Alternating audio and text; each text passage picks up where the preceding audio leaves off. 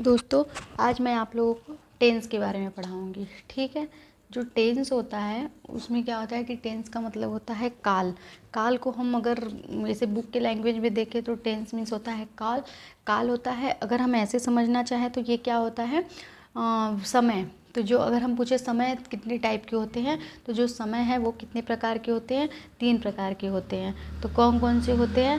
पहला जो हो जाएगा प्रेजेंट टेंस है, दूसरा क्या है पास्ट टेंस है, तीसरा क्या है फ्यूचर टेंस है। ठीक है। अब ये सोचेंगे कि प्रेजेंट टेंस क्या होता है, तो जो ये प्रेजेंट टेंस है इसका मतलब होता है वर्तमान काल। ठीक है, वर्तमान काल लगा लीजिए। ठीक है, वर्तमान काल। और इसका मतलब होता है भूतकाल, और इसका मतलब होता है भविष्यकाल। अब इससे नहीं समझ में आ रहा है, ये देखिए, जैसे वर्तमान काल मतलब होता है कि जो इस टाइम चल रहा हो, जो हम इसमें काम कर रहे हैं यानी जो चल रहा हो वो क्या है, इसका वर्तमान काल है। या और जो बीत चुका हो उसको क्या बोलेंगे, पास्ट टेंस बोलेंगे या भूतकाल बोलेंगे। ठीक है। और जो अभी आने वाला है, ठीक है, फ्यूचर में जो भी आने वाला है जिसको हम लोग नॉर्मल लैंग्वेज में भी बोलते हैं कि फ्यूचर है। ठीक, तो फ्यूचर मतलब जो आने वाला है अभी, तो उसको उसको किससे प्रदर्शित करेंगे, भविष्य काल है ये। ठीक। अब ये होता है कि प्रेजेंट टेंस की पहचान क्या है, क्या हम ऐसा सेंटेंस बोलें कि ये प्रेजेंट टेंस है। तो जैसे में इसके वाक्य के अंत में क्या आएगा, हैं, हूँ, हो। प्रेजेंट टेंस में क्या आएगा, हैं, हूँ, हो। और पास्ट टेंस में क्या आएगा, था, थे, थी। जैसे इसका एग्जाम्पल देख लीजिए प्रेजेंट टेंस का।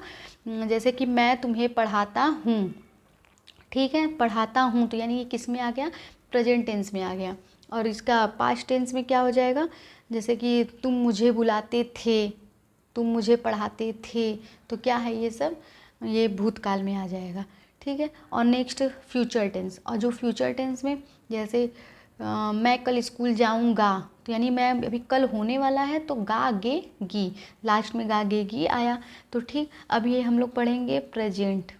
और जो ये प्रेजेंट टेंस है ना, ये भी कितने प्रकार के होते हैं, जो प्रेजेंट टेंस है ये भी 4 प्रकार के होते हैं। ठीक है, प्रेजेंट टेंस कितने प्रकार के होते हैं, 4 प्रकार के होते हैं। पहला क्या है, प्रेजेंट इंडेफिनिट टेंस।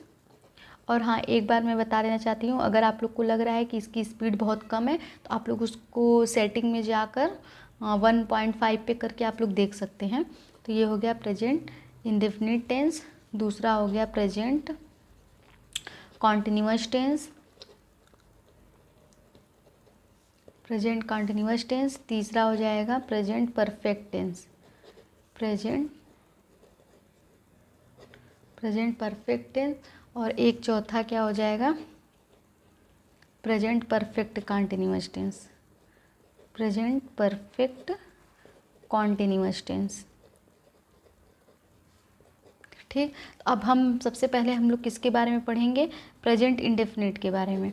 ठीक है। और अगर ये होगा कि प्रेजेंट इंडेफिनिट की पहचान क्या है, तो ये वाक्य के अंत में, अभी तक तो हैं, हूँ, हो प्रेजेंट टेंस में आ रहा था, तो अब इसमें क्या आएगा, ता हैं, ते हैं, ती हैं। ठीक है। आप लोग इसको नोट डाउन भी करते रहिएगा वरना याद नहीं होगा। क्या आएगा अंत में, ता हैं, ते हैं, ती हैं, अंत में आएगा। ठीक है, अंत में क्या आएगा, ता है, ते हैं, ती हैं। फिर इसकी इसकी सहायक क्रिया क्या है,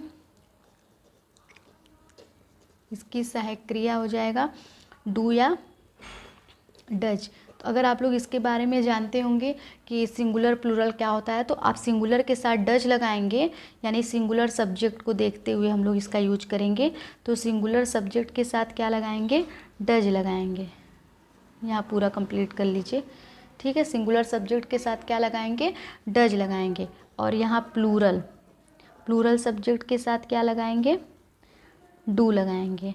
ठीक है। अब कैसे पता चलेगा कि सिंगुलर, जब हम एक लोगों के बारे में बात करते हैं तो उसको क्या बोलते हैं, सिंगुलर बोलते हैं। और जब एक से अधिक लोगों के बारे में बात करते हैं तो उसको क्या बोलते हैं, प्लूरल बोलते हैं। तो ये जो है, अब अगर हम सेंटेंस शुरू करेंगे तो ऑफर्मेटिव, ऑफर्मेटिव मतलब होता है कि साधारण वाक्य। तो जो साधारण वाक्य है ना, तो उसमें ऐसे होगा कि आप डू या डज नहीं लगाएंगे। ठीक है, डू या डज अब ऑफर्मेटिव में आप नहीं लगाएंगे। तो आप सोचेंगे कि कैसे पता चलेगा कि ये सिंगुलर है कि प्लूरल है। तो आप ये जानेंगे कि जब भी सिंगुलर सब्जेक्ट रहेगा तो आप उसके वर्ब में यस या ईएस जोड़ देंगे। ठीक है, ऐसे नहीं समझ में आ रहा है? ये देखिए, सब्जेक्ट पहले लिखिएगा, इसका फॉर्मूला लिख लीजिए। सब्जेक्ट हो गया प्लस वर्ब हो गया। ठीक है, तो वर्ब में क्या जोड़ेंगे? यस या ईएस जोड़ेंगे, और नेक्स्ट क्या हो जाएगा? ऑब्जेक्ट हो जाएगा। ठीक है, तो ये हमारा क्या है? फॉर्मूला है। ठीक है, और इसके बाद किसके किसके साथ ईएस जोड़ेंगे? पहली बात कि सिंगुलर के साथ क्या जोड़ेंगे? सिंगुलर सब्जेक्ट के साथ, ऐसी सिंगुलर सब्जेक्ट के साथ उसके वर्ब में जोड़ेंगे। जैसे अगर किसी सेंटेंस में सिंगुलर सब्जेक्ट है तो उसके वर्ब में हम क्या जोड़ेंगे? यस या ईएस जोड़ेंगे। तो अब ये होगा, क्वेश्चन ये उठता है कि किसके साथ एस जोड़ेंगे, किसके साथ ईएस जोड़ेंगे। तो आप ये जान जाइए कि जिस वर्ड ध्यान दीजिएगा, जिस शब्द के अंत में एक्स हो, सी एच हो, ठीक है, और एस एच हो और उसके बाद X C H S H O, इन सब के साथ हम क्या जोड़ेंगे? ईएस जोड़ते हैं। ठीक है,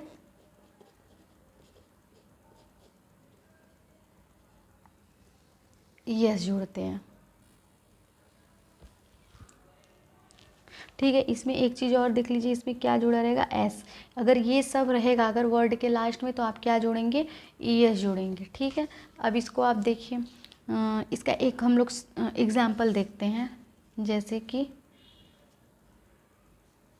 तुम, पहले सबसे छोटा सा, तुम आलू काटते हो, ये सबसे छोटा एग्जाम्पल है। उसके बाद बड़ा मैं बताऊंगी। तुम आलू काटते हो। ठीक है, तो तुम का क्या हो जाएगा? सबसे पहले हमको क्या लिखना है? यहाँ दिया है आप में, सबसे पहले हमको क्या लिखना है? सब्जेक्ट लिखना है, फिर वर्ब, फिर ये वर्ब में यस या यस, फिर ऑब्जेक्ट। अगर इन सब एक्स हो गया, सी एच हो गया, एस एच हो गया, वो एस, इसके अलावा कोई और लेटर हो तो उसके लास्ट में हम क्या लगाएंगे? एस लगाएंगे। ठीक है, तो इसमें ऐसे देखते हैं, तुम आलू काटते हो, तो सबसे पहले सब्जेक्ट क्या होता है? जिसके बारे में हम बात करें। जरूरी नहीं कि आपका फर्स्ट पे ही आएगा, लेकिन आप लोग अभी छोटे हैं तो आप लोगों का क्या आएगा? फर्स्ट पे ही आएगा। तो ये क्या है? यू मीन्स होता है तुम लोग। अब इसमें डू या डज मैं पहले ही बोल चुकी हूँ कि ये अफर्मेटिव है, तो इसमें डू या डज नहीं लगेगा। इसमें क्या लगेगा? तुम आलू काटते हो। अब इसके बाद वर्ब है। वर्ब मेरा क्या है? क्या मतलब, वर्ब का मतलब होता है जो वो काम कर रहा हो। तो वो क्या कर रहा है? काट रहा है। तो काटने का क्या हो जाएगा? सॉरी, चॉप हो जाएगा। क्यों चॉप होगा? क्योंकि अगर किसी चीज़ को हम छोटे छोटे टुकड़ों में काटते हैं, जैसे आलू को हम लोग क्या करते हैं? छोटे छोटे टुकड़ों में काटते हैं, इसलिए चॉप लगाएंगे। ठीक है, यू चॉप पोटैटो। ये मेरा प्लूरल था, इसलिए मैंने यहाँ यस या ईएस नहीं लगाया है। ठीक है, एक और देखिए, जैसे अपनी वह अपनी कार बेचता है। ठीक है, ये लगाने से पहले आप लोग एक चीज़ और लिख लीजिए, जैसे कि अपने के लिए। ठीक है, अपने के लिए। अब आप सोचेंगे ये क्या है? ठीक, तो यहाँ हो जाएगा, अगर ही के साथ अपना कोई, जैसे यहाँ वह अपने, तो यहाँ ही लगेगा, तो इसके साथ हम अपने के लिए क्या लगाएंगे? हिज लगाएंगे। सी है तो हर लगाएंगे, यू है तो योर लगाएंगे।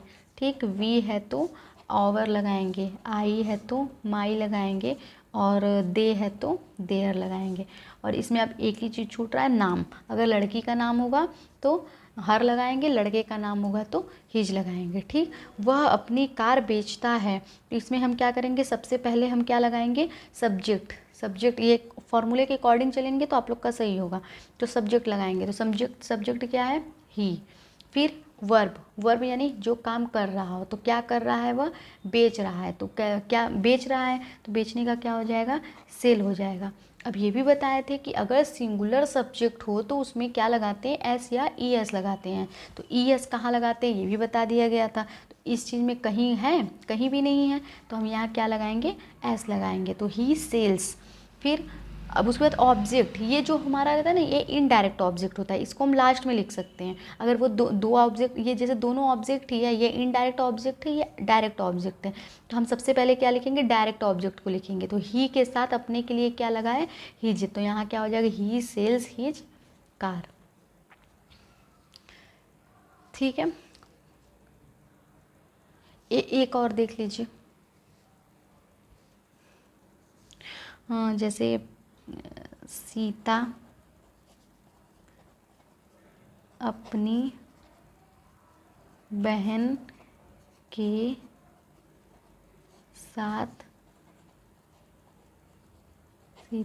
बहन के साथ खेलती है। ठीक है, तो नेक्स्ट क्या हो जाएगा इसका, सबसे पहले हम क्या लगाएंगे, सब्जेक्ट लगाएंगे। सब्जेक्ट क्या है, सीता, तो यहाँ हम क्या लिखेंगे, सीता। फिर वर्ब क्या कर रही है, मतलब ये क्या कर रही है, खेल रही है, तो खेलने का क्या होगा, सीता प्ले। ये फॉर्मूले के हिसाब से चलिएगा, सीता प्ले। अब ये क्या है हमारा, सीता नाम है, यानी नाम है तो सिंगुलर है। सिंगुलर सब्जेक्ट के साथ क्या लगाते हैं, यस या ईएस लगाते हैं। तो यहाँ भी हम ऐसे ही जोड़ेंगे, जब तक ये पांचों ना आ जाए तो आप तब तक क्या जोड़ते रहेंगे, एस जोड़ेंगे। ठीक, ये तो सीता प्लेस, अब किसके साथ खेलती है, अपनी बहन के साथ, तो साथ का क्या हो जाएगा, विथ। और सीता नाम है, मैंने बताया था अगर किसी लड़की का नाम रहेगा तो अपने के लिए क्या लगेगा, हर, तो विथ हर। और बहन का क्या होता है, सिस्टर। ठीक है, और मैं आपका अपना नेक्स्ट वीडियो मैं निगेटिव सेंटेंस में आ जाएगा। अभी तक तो मैं अफर्मेटिव का रूल बताई हूँ, और निगेटिव के लिए मैं आपको नेक्स्ट वीडियो में बताऊँगी। और आप लोग प्लीज़ मेरे चैनल को सब्सक्राइब कर दें एंड लाइक भी कर दें। Thank you so much.